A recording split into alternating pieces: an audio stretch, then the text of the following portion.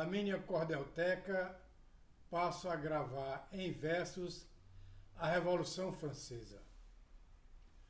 Os ideais filosóficos de Voltaire e de Rousseau, de Kant, de Montesquieu e do grande Diderot romperam a escuridão e do seu forte clarão a França se iluminou. Como disse Castro Alves, ao se pôr a declamar, do saber a importância na influência popular. O livro caindo na alma, é germe que faz a palma, é chuva que faz o mar.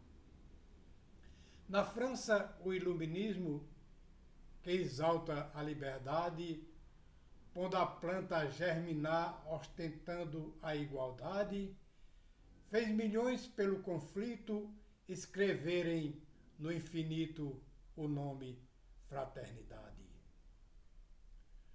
O país se ressentia na maior conturbação. Não havia liberdade, na mesa faltava o pão, e entre a falta e saber, ali se via acender a luz da revolução. Conhecia o povo pobre, escassez e carestia. Para complicar a vida, em 90 anos se via o mais frio dos invernos, se tornando em infernos os lares nessa agonia. Os derivados do trigo eram a essência da vida, e se lhe faltava o pão, estava comprometida.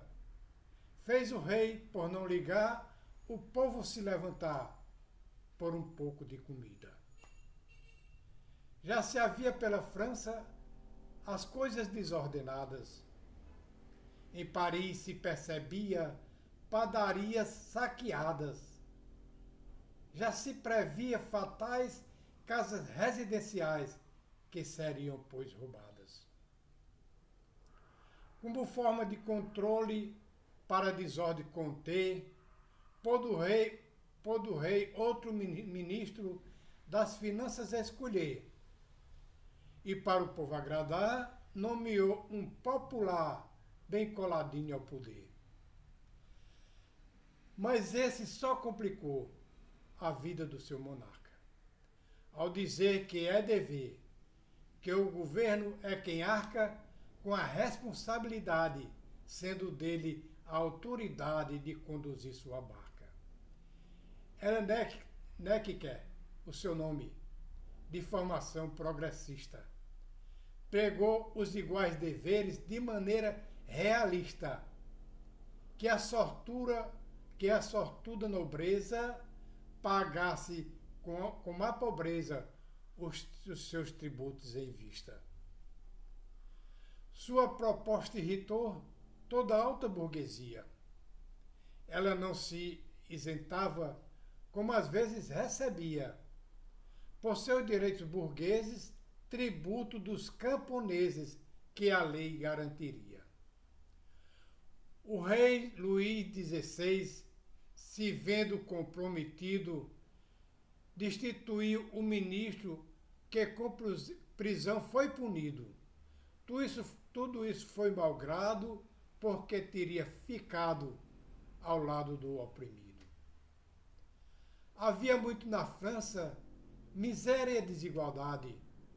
Por isso mesmo aumentou a fome, a enfermidade. Nesse quadro de aflição, havia inquietação, já no campo e na cidade. Já era o velho regime por todos questionado. Os privilégios de uns, a proteção do Estado. E no final sempre o povo arcava com o estovo, era então sacrificado. E a França se cansava do peso da monarquia, da falta de liberdade, da prática da tirania. Só sentavam-se à mesa o alto clero, a nobreza, na contumaz confraria. A luxúria do monarca, toda a família real, se tornava insuportável para a classe social. Sendo de trabalhadores, só ela sentia as dores dos tributos, afinal.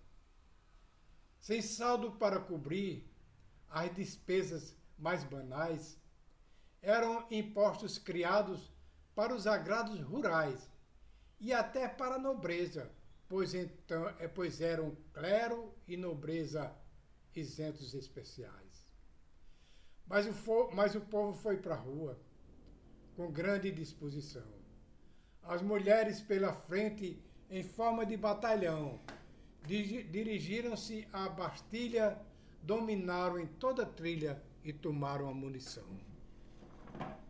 Launay, o governador, bem que tentou conversar, mas uma guarda suíça começou a disparar. Pelas medidas não boas, morreram muitas pessoas por não se intimidar. Com cadáveres pelo chão, com o sangue a escorrer, foi difícil para o povo o seu plano interromper.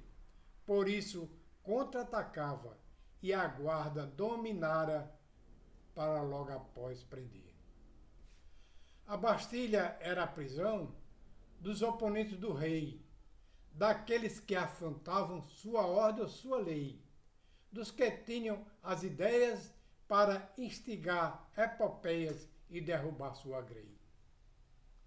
Mas à frente à sua queda, em um 14 de julho, passava o povo com gosto por cima de todo entulho.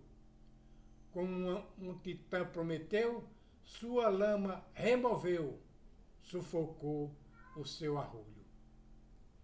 Se na cidade se via romper da corrente o elo, pipocar insurreições aos tiros do parabelo, no campo os trabalhadores expulsavam seus senhores, tomava terra e castelo. Os funcionários públicos, frutentando o nepotismo, abandonavam seus postos, deixavam seu servilismo. Isso com muita urgência, por medo da violência, do furor, do fanatismo. Enquanto isso, a Assembleia aprovava em discussão a Declaração dos Direitos do Homem e do Cidadão, garantindo de verdade o direito à igualdade, resistência à repressão. Posta ao chão foi a Bastilha, seus tijolos coletados, para que fossem vendidos e para sempre lembrados. Deixaram tudo nos cascos e levaram seus carrascos que foram guilhotinados. Naquela loucura toda prevalecera a vingança.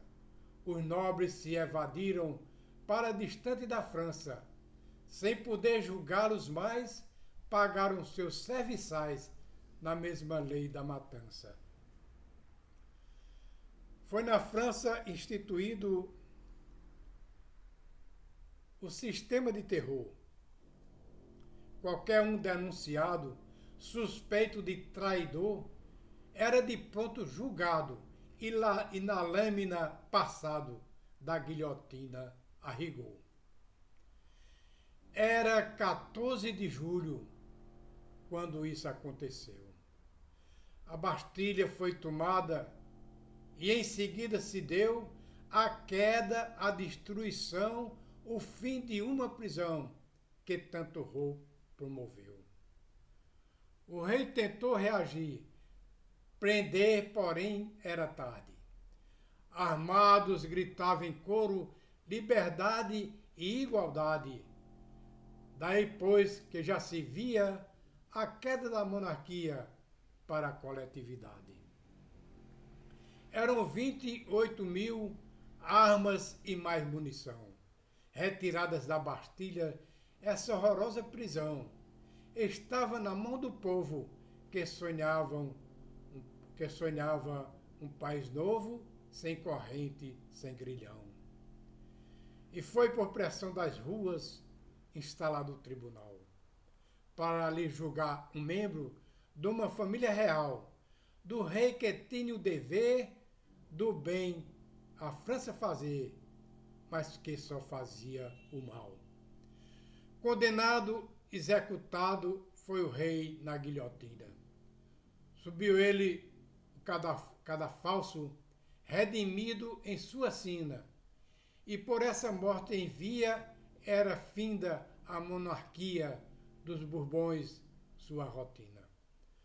Robespierre e Danton, decretando a sua sina, acusaram os seus pares de traição mais cretina. 22 ou mais talvez foram todos de uma vez passados na guilhotina.